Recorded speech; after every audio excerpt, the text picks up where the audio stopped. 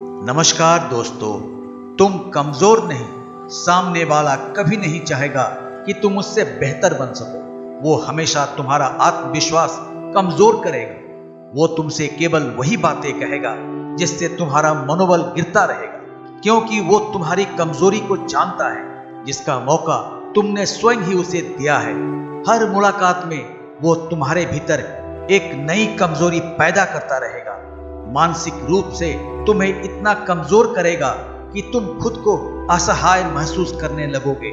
ये सब तुम पर केवल तब तक हावी होता रहेगा जब तक तुम दूसरों की सुनते रहोगे। वो जाल बुनता रहेगा और तुम उस जाल में फंसते चले जाओगे। खुद को इस जाल से बाहर निकालने की कोशिश करो। तुम कमजोर नहीं हो, तुम्हें मानसिक रूप से कमजोर बनाया जा रहा है। खुद को मानसिक रूप से मजबूत बनाइए। जब तुम मानसिक रूप से खुद को मजबूत बनाने में कामयाब हो जाओ तो कोई भी तुम्हें कामयाब होने से नहीं रोक पाएगा। जब तुम कोई काम करते हो और दिक्कतों से निभार कर उसमें सफलता प्राप्त करते हो तो तुम्हें अपनी महानता का एहसास होता है।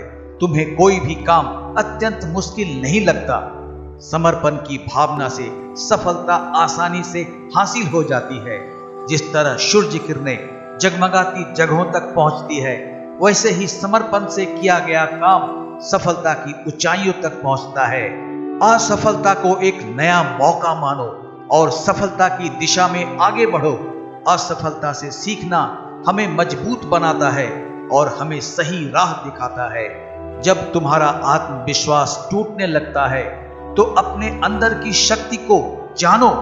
यदि तुम्हारे भीतर आत्मविश्वास है तो तुम कितने भी कठिनाइयों का सामना कर सकते हो।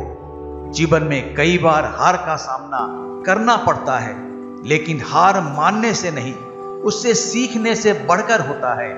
अगर तुम अपने लक्ष्य की ओर दृढ़ता से बढ़ते रहोगे तो तुम्हारी मेहनत जरूर फल देगी। केवल यह सोचकर हम दोबारा कोशिश करना छोड़ देते हैं, क्योंकि पहले एक बार हम उस काम में हार चुके होते हैं। जीवन में कभी हार नहीं माननी चाहिए, क्योंकि हार के बाद की गई नई कोशिश हमें नए दृष्टिकोण और सीखने का अवसर देती है। आप जैसे हैं बेहतर हैं। किसी के कहने पर या किसी को दिखाने के लिए खुद को बदलने की कोशिश न करें। दोस्तों, हमारा मन बहुत ही चंचल है। अभी यहां तो कुछ पल बाद कहां होगा कहना मुश्किल है। आज हम किसी के प्रशंसक हैं तो कल किसी दूसरे के प्रशंसक हो सकते हैं, क्योंकि हमारा मन भटकने का आदी हो चुका है। आज कोई आपकी तारीफ में कुछ शब्द कह दे तो तुम खुश होते हो, और यदि कोई तुम्हारी बुराई कर दे तो तुम उदास हो जाते हो, तकलीफ महसूस करने लगते हो। यह सब इसलिए होता है क्योंकि तुमने अपनी जिंदगी का रिमोट दूसरे के हाथों में सौंपा हुआ है, जो तुम्हें अपनी उंगलियों पर नचा रहा है।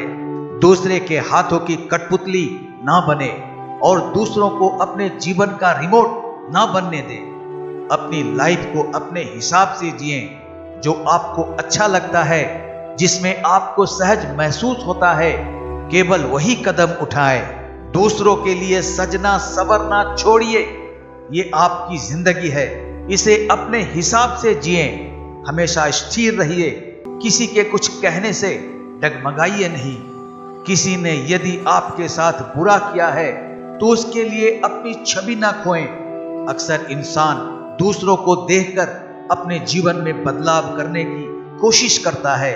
यदि आप पूरी जिंदगी दूसरों को कॉपी करते जाओगे तो जरा सोचिए, आप अपनी जिंदगी कब जियोगे।